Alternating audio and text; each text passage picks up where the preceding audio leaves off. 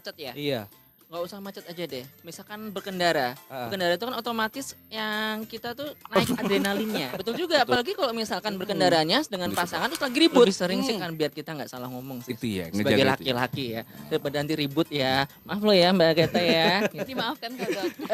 Definisi dari stres kerja sendiri biasanya mengalami suatu masalah problem kontrol emosi, misalkan dengan kontrol jiwanya juga yang berhubungan dengan biasanya di kerjaan.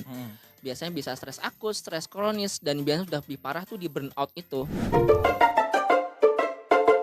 Spesial banget di hari ini kita akan ngobrol di segmen Sehati dengan Rumah Sakit Melati, dan kali ini yang menarik adalah kita ada Dokter Rekso Yudo Dwi Pradipo, yaitu spesialis kejiwaan, betul ya Dok ya? Dokter Yudo, maaf mic-nya boleh Dok, Iya, Pak Dokter. boleh. Coba kita kenalan dulu, sapa-sapa dulu teman Tangerang yang ada di dengerin kita nih. Silakan Pak Silakan. Dokter Yudo. Siapa ya? Bingung juga ya mau nyapa apa ya. Ini aja misalnya saya ketok pintu nih, saya Iya. sebagai orang yang mau berobat.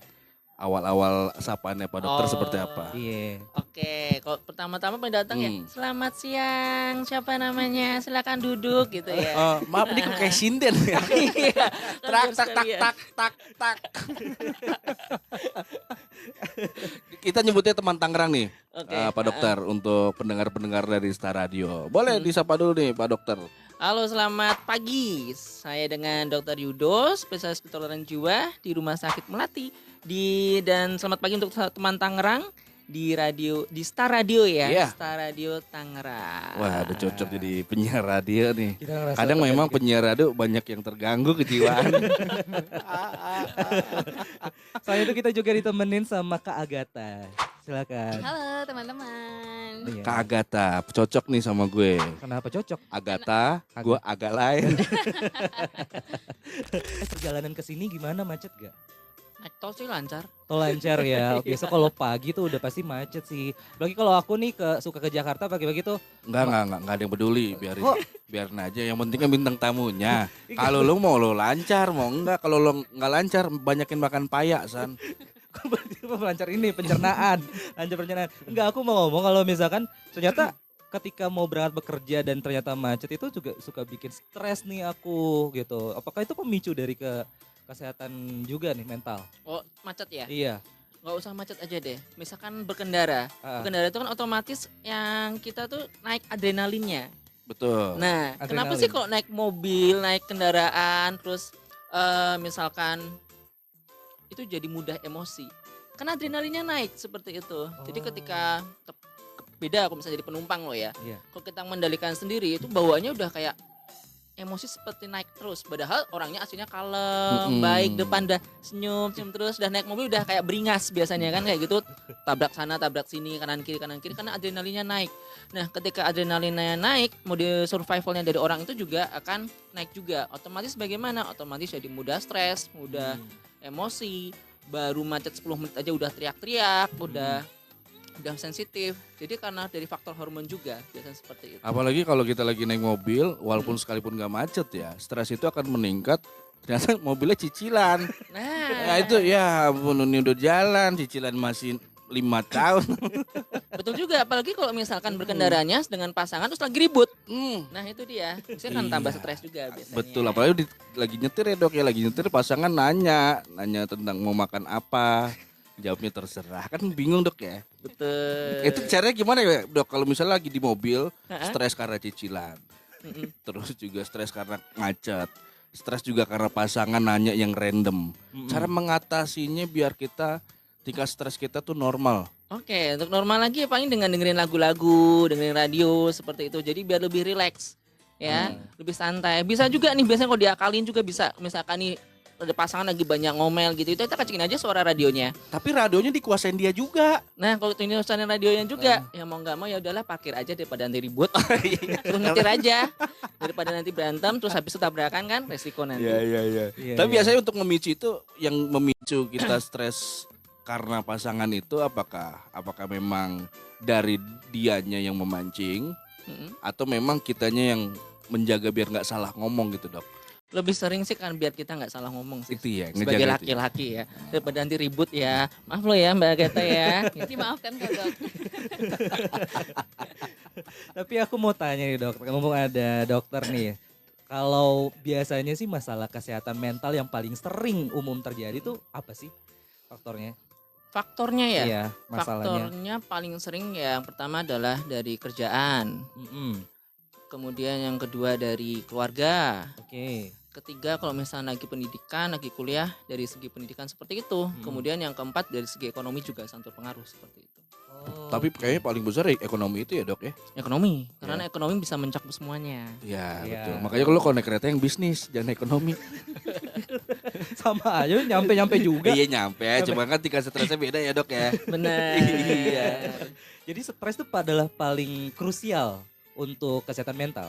Bisa dibilang gitu. Stres itu sebenarnya bukan artinya stres itu adalah gangguan juga, enggak. Stres itu adalah suatu manajemen di mana kita menghandle ketika suatu ada masalah.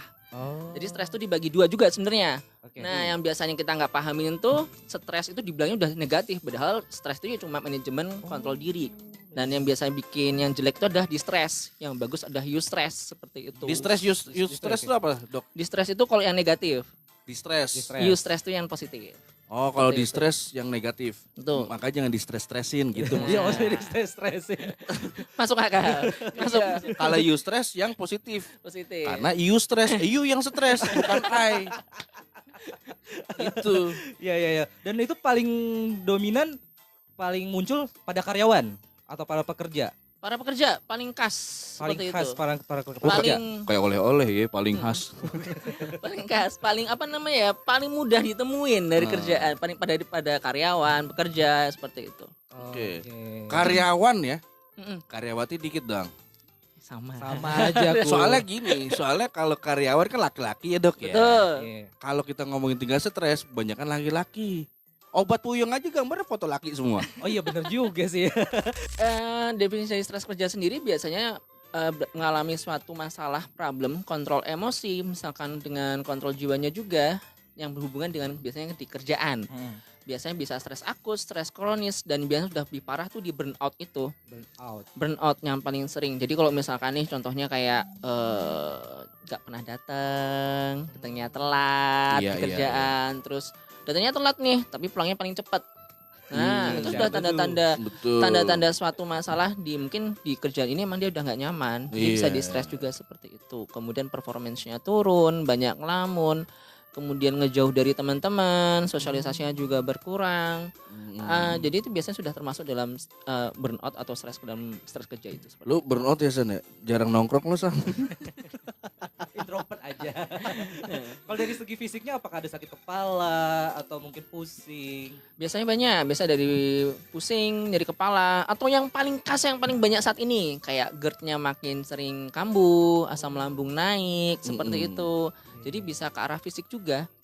Iya, Macam namanya psikosomatis kalau sudah ke arah fisik seperti itu. Dan itu bisa dari kepala, pundak, lutut kaki, lutut kaki. Semua badan bisa terdampak dok ya kalau udah stres. Bisa macam-macam. Bahkan ada pasien saya sampai bilangnya, "Dok, tangan saya nggak bisa digerakin." Waktu itu pernah berobat di saraf, no, harusnya normal, ternyata memang dia stres. Oke. Gitu, ada depresinya. Dan kebanyakan juga karyawan ataupun karyawati kena pressure di kantor karena KPI atau mungkin ada sebuah pekerjaan yang bukan tanggung jawabnya dititipin mungkin ya. Ini tanggung jawab saya nih, tolong nih kerjain misalnya.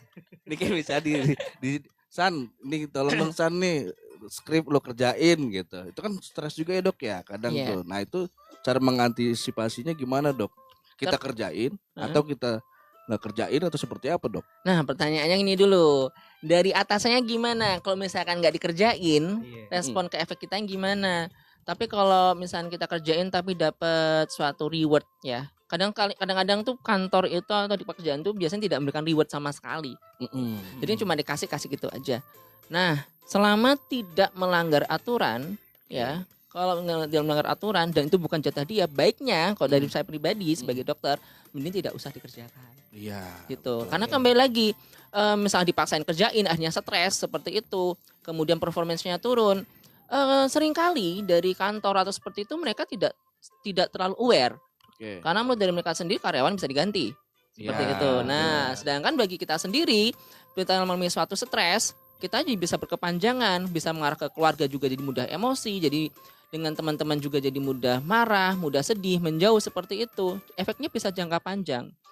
Jadi bila di kerjaannya itu sendiri ternyata malah bikin tambah stres, mungkin coba pikirkan ke depannya seperti apa. Apakah mau resign atau bisa ngomong ke atasannya, jadi biar dikurangin untuk job desk-nya seperti itu.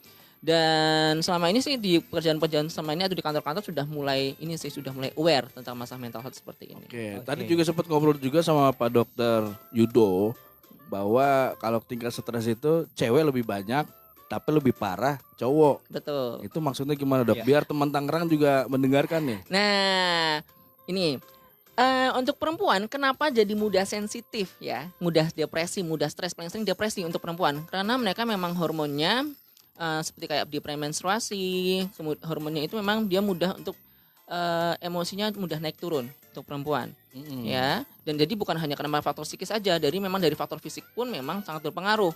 Dan perempuan walaupun dia memang banyak yang mengalami satu tingkat depresi karena faktor dari fisiknya itu, dia ada sisi positifnya. Mereka lebih mudah untuk bisa ngobrol dengan orang sekitarnya.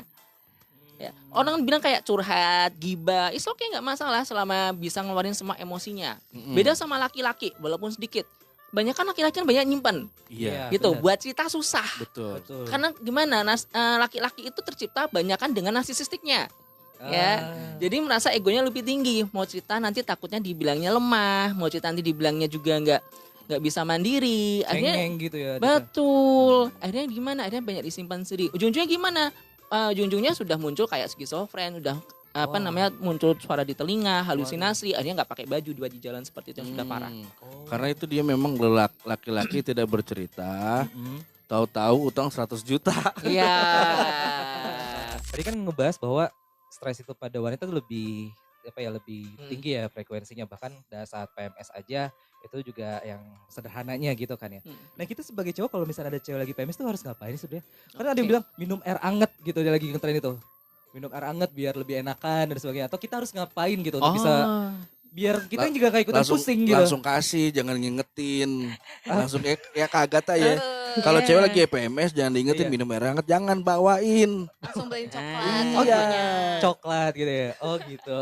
Buat laki-laki biasanya kalau misalnya pasangannya sedang PMS ya, pertama adalah paling mudah tuh sebenarnya perempuan ya, kesamanya dokter menemukan pasien itu mereka lebih suka didengarkan, Didengarkan. didengerin. Jadi buat laki-laki cukup dengerin aja. Betul. Walaupun statementnya salah. Segmennya salah apa dengerin aja. Yang penting jangan komentar macam-macam. Seperti itu. Karena kembali lagi bagi perempuan itu ketika lagi kondisi sakit, karena perutnya di bagian bawah kan juga nyeri ya. Iya. Biasanya mereka jadi mudah sensitif. Jadi kalau misalnya ada kata yang salah sedikit aja bagi mereka itu langsung dianggapnya bahwa itu bisa salah sampai A sampai Z. Bahkan bisa ngebahas yang macam-macam. Nah, bagi laki-laki baiknya apa? Baiknya ya kita cuma kamu masalahnya apa sih sayang? Gitu kan. Pelan-pelan. Ada apa? Ini pengen tak komentarin nggak? Atau cuma pengen didengerin? Seperti itu mudahnya. Oh, gitu. Atau paling gampang kok misalkan dok apa sakit banget ini gini-gini. Ya sudah. Kalau tadi kan bilang air hangat ya. Iya. Kalau dokter pribadi lebih mudah es krim. Es krim. Es krim. Iya. Kenapa? Karena es krim itu sendiri bisa ngebantu biar moodnya itu bisa down dulu, langsung bisa lebih stabil. Dan efek dari dinginnya itu bisa bikin perut juga lebih enakan. Betul, Seperti makanya kalau misalnya cewek lagi PMS, Iya. kasih es krim bener tuh kata Pak Dokter. Oke. Temen saya nih Sandi Pak Dokter, ngasih es krim, cuman es krim Turki yang susah diambil, ya makin emosi ceweknya. Iya. Coba kalau dari sisi cewek sendiri nih Kak Agatha, gimana sih Kak kalau lagi PMS pasti juga ada stres. Biasanya kalau cowok pengennya ngapain? Tadi kasih coklat. Iya, kalau aku lebih suka makan yang manis-manis sih pas saat PMS itu. Karena kayak moodnya tuh hancur banget, bener sih. Ditambah kan Random sakit random perut. banget ya. Iya, betul. Kayak model lebih sensitif. Oke. Dan itu susah tuh ya dokter ya, dalam arti menjangkau atau memprediksi ya. Lebih gampang memprediksi skor bola Iya. daripada memprediksi perasaan wanita ya. Betul. Betul sekali. Nah terkait ini nih rumah sakitnya nih ya Kak. Kan kalau dari rumah sakitnya kalau misalnya ada teman Tangerang yang pengen konsul nih sama Kak Yudo gitu, Dokter Yudo. Itu bisa lewat online gak sih untuk registrasinya atau mungkin bisa atau fasilitasnya yang bisa dikasih dari rumah sakit seperti apa aja? Nah, buat teman-teman nih yang lagi capek dan nggak cuma capek fisik aja kali ya, Mm-mm. capek mental, kayak lagi overthinking, cemas berlebih, burnout, bisa langsung datang aja ke Rumah Sakit Melati, ketemu langsung sama Dokter Yudo di hari Senin, Rabu, Jumat, Sabtu ya, Dok ya? Senin, Rabu, Jumat, Sabtu. Iya, dan Oke. juga kita ada daftar online juga nih. Jadi Oke. teman-teman jadi lebih gampang buat akses ke Rumah Sakit Melatinya. Senin, Rabu, Jumat, Sabtu itu jam berapa sampai jam berapa? Ada jadwalnya Ada di jadwalnya di sosmed online. juga ada di kalau nggak IG salah. ya, di IG story kita ada IG-nya di mana di sih? RS Melati. RS Melati, situ semua lengkap ya. Lengkap Bukan. dong. Gitu. Bisa ngelihat semua jadwal dokter di situ selalu update. Update Setiap ya. harinya. Jadi tinggal follow DM atau tinggal tanya-tanya aja di situ ya. Bisa banget. Ya tadi sempat ngobrol-ngobrol sama Pak Dokter bahwa ternyata Pak Dokter Yudo ini sama Kak Agatha satu alma mater ya. Betul. Iya di Untar tahun kalau Pak Dokter 2009, Kak Agatha 2016. Terus gue di sebelahnya Untar Trisakti 2008. Iya. Tadi sempat bilang Pak Dokter Yudo bahwa dulu itu Trisakti tiap hari tanpa nggak ada yang namanya nggak demo. Nah di situ mungkin ada juga nggak dokter dalam arti ketika itu setiap hari demo di situ, Iya. ketika stres orang kan pasti tinggi tuh, entah itu dari mahasiswanya karena macet, entah itu dari pengguna jalannya.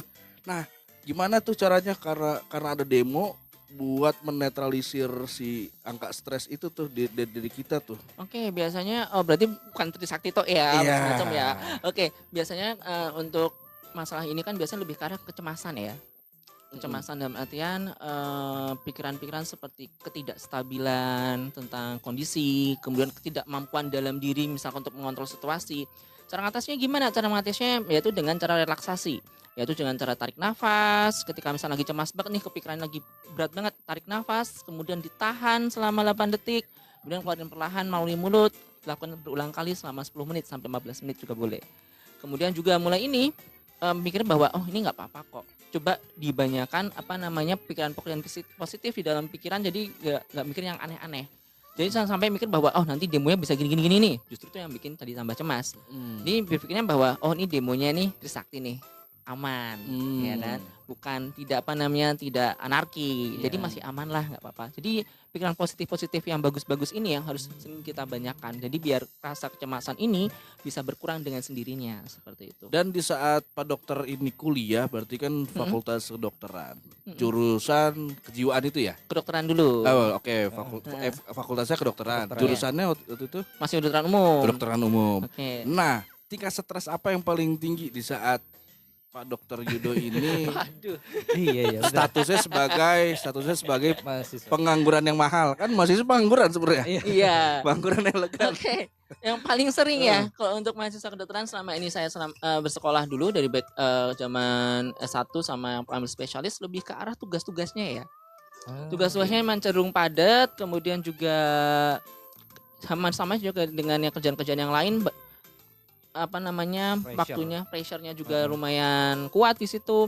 Apalagi ketika dalam masa praktek juga kita juga berpikiran bahwa gimana ya, bisa nggak ya kasihan bisa nggak ya jadi dokter yang baik, mikirnya seperti itu, bisa nggak kerja yang baik juga, bermasalah nggak nanti pasiennya seperti itu nanti sama saya, bisa sembuh nggak. Jadi kadang-kadang sudah mikir duluan, sudah cemas duluan tentang masa depannya. Itu kadang-kadang Oh masih berarti ada. overthinking juga ya dokter nih? Oh iya pasti.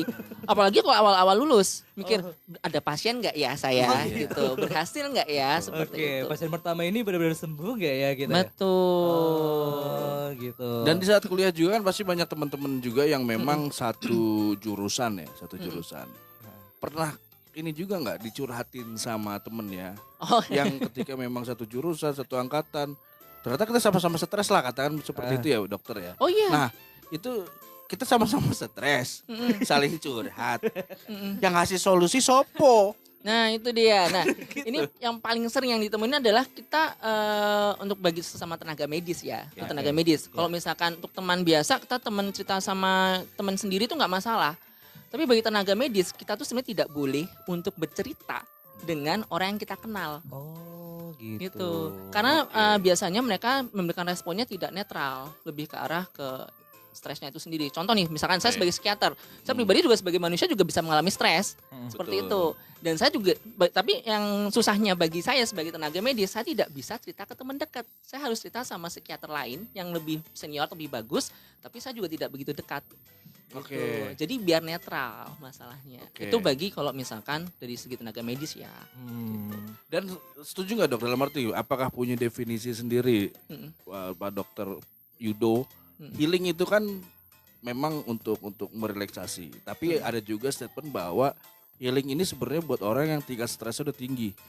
Dalam arti misalnya korban bencana atau yang semacamnya itu baru healing. Nah ini cuman stres dikit sama pacar, stres dikit Ke soal dengan puncak. kerjaan, tapi bahasanya tuh healing. Setuju, boleh. Nggak apa-apa, karena healing itu adalah mengembalikan mental yang cukup terganggu kembali mereset lagi ke normal. Oke. Itu dari makna healing sendiri. Jadi bisa siapa aja, bahkan ibu rumah tangga pun juga butuh healing. Iya Selama betul. ini. Baby blues itu ya dok ya? Baby blues bisa. Paling tinggi ya? Bisa baby blues. Kemudian juga depresi, burnout.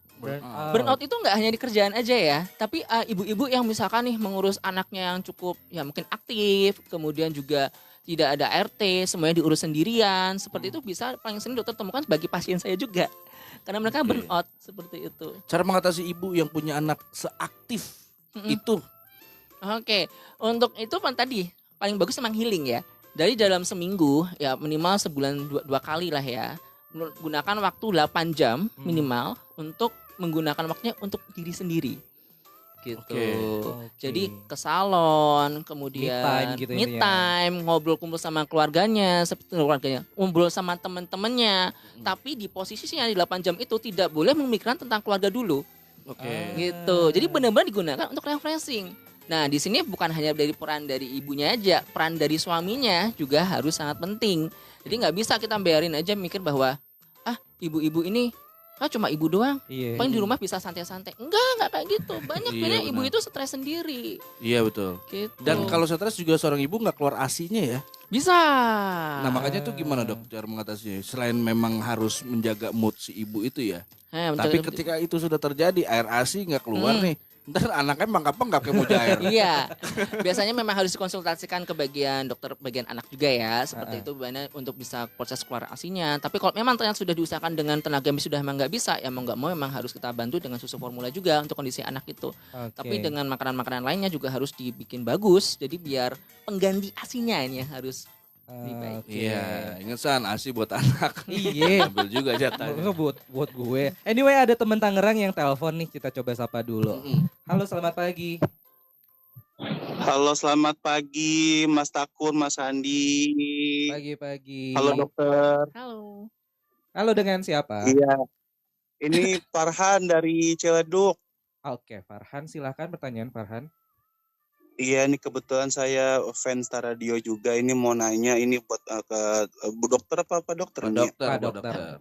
Oh, Pak ya Pak Dokter. Apa namanya?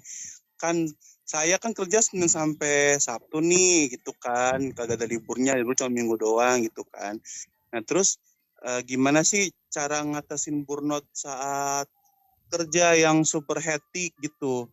Sama yang kedua, kadang saya kalau malam tuh sendiri suka ngomong sendiri, itu termasuk wajar apa termasuk gangguan jiwa nggak sih? Itu sih mau tanya aja, sama kalau ke dokter spesialis juga bisa pakai BPJS nggak ya? Tuh, makasih ya Pak Dokter. Oke, baik, izin menjawab ya. Pertanyaan pertama, biar tidak terlalu stres, bagaimana cara mengatasinya? Yaitu kita bisa dengan jalan-jalan, kemudian refreshing. Yang paling mudah adalah bermain game. Ya, di sela-sela kerjaan itu misalkan nih lagi jam kosong kita main game aja cukup selama 15 menit sampai setengah jam. Jadi jangan terlalu berlebihan juga.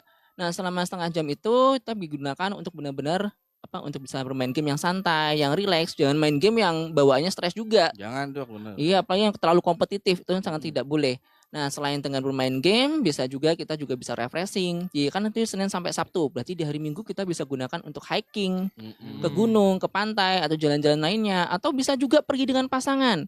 Ya, pergi dengan pasangan itu juga bisa membantu untuk merilekskan diri. Bila ada, bila tidak ada ya dengan teman-teman juga boleh. Atau ibaratnya pergi ke mall hanya untuk pengen makan enak aja udah sebagai self reward juga kepada diri sendiri seperti itu. Itu bisa ngebantu untuk ngurangin stresnya.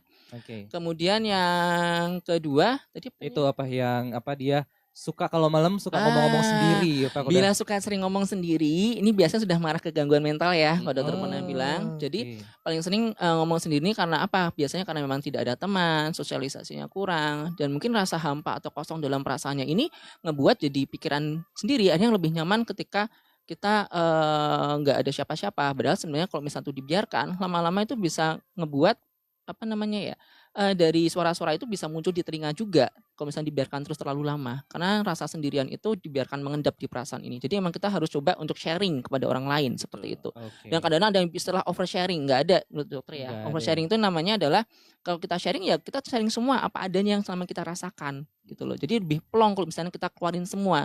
Jangan sharing kayak sharingnya hanya tertentu aja, di-keep aja, tuh malah bikin kita tambah stres. Iya. Kemudian bisa pakai BPJS bisa sekali. Bisa Ya. ya Kak Agatha ya? Bisa. Bisa. Bisa sekali BPJS, jadi bisa ke fase 1 dulu, kemudian minta rujukan ke psikiater apabila memang sudah dirasakan cukup mengganggu seperti itu. Dok, terakhir nih dok ya. Iya. Kan orang kalau Lu mau kemana San? Nggak kemana-mana. Ya Allah, namanya. Iya dok, maaf dok, namanya umur gak ada yang tahu ya. Iya betul Kok sekali. umur sih? Kok tiba-tiba terakhir nih. Bukan. Kok dokter juga ada praktek ya dok ya? Iya dokternya ada, lu nggak maksudnya. Saya nggak kemana-mana, saya masih di sini. Oh. Masih ada sampai Enggak jam sih mah 10. orangnya ini overthinking aja kalau temen bilang ini terakhir nih gitu kan saya jadi overthinking dok. Nah, Iya. Enggak, dok gimana dok untuk pesan-pesan dari teman Tangerang terkait kalau misalkan pengen konsul, takutnya dikira hal ini hal tabu gitu. Apalagi kayak oh, teman saya, lu stres kali udah lu konsul sono ke dokter. Ih apaan sih, emang gua kayak mohon maaf ya, emang udah gila gitu kan. untuk saat ini masalah kesehatan mental bukanlah masalah yang tabu untuk saat itu sebagai aib ya, karena sudah hal yang umum untuk saat ini, bahkan sudah ada banyak psikolog atau psikiater yang bisa ngebantu. Dan apabila memang ada masalah sudah benar-benar blocking mau gimana ke depannya, nggak apa-apa kok konsul, sharing juga nggak masalah. Jadi jangan sampai semuanya disimpan sendiri, daripada disimpan sendiri malah jadi stres. Nah udah jadi stres malah jadi pasien saya nanti malah jadi nggak apa-apa sih, jadi pasien saya lumayan kan.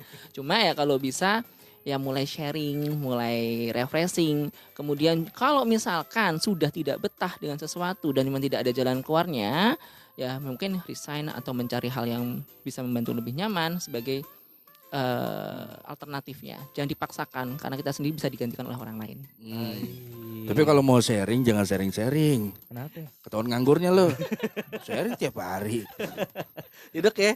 Iya, kelihatan banget bahwa aduh ini kenapa ini kan. Iya. Kalau dari Kak Agatha, kalau mau ada teman Tangerang ingin konsul Rumah Sakit Melati kemana nih? Nah, kalau teman-teman butuh teman cerita nih dan bantuan profesional, bisa langsung datang aja ke Rumah Sakit Melati dan ketemu langsung dengan Dokter Rekso Yudo. Nah, Rumah Sakit Melati ini ada di Jalan Raya Merdeka nomor 92 Tangerang. Oke, kalau mau sosial medianya? Bisa juga diceki-ceki Instagramnya di RS Melati. Nah, di situ banyak info-info update kita tentang kesehatan dan juga promo-promonya. Oke. Dokter Yudo untuk Instagramnya, TikToknya? Iya boleh silakan. Aduh, jarang pakai sih. Tapi Instagramnya di Dwi Pradipo. Oke. Dewi Kalau Ferry. kalau Kak Agatha nggak usah ya. Enggak soalnya ini udah pribadi urusannya Sandi. Siapa yang nanya gitu? Iya nyolek saya. Kagak, Agatha gitu. Ini WA saya Agatha juga ya kur gitu. Berarti habis air sesi bisa dilanjut ya gitu Iya. ya. Nah kalau gitu off air nggak apa-apa. Kalau on air ketahuan banget San, nggak enak saya nih. Oke, terima kasih banyak Kak Yudo, Kak Agatha udah Thank you. berkunjung ini.